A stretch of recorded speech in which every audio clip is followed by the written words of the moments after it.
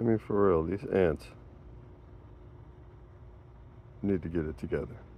Look at this dude. This cracker has been out here for, I don't know, half an hour. These ants have had time. Look, now there's two of them. With three. And they're just, two, and they bumped into each other. They walked past each other with their crumbs. These are ants, man.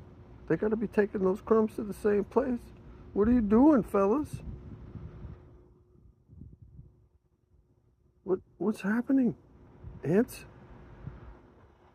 I don't understand.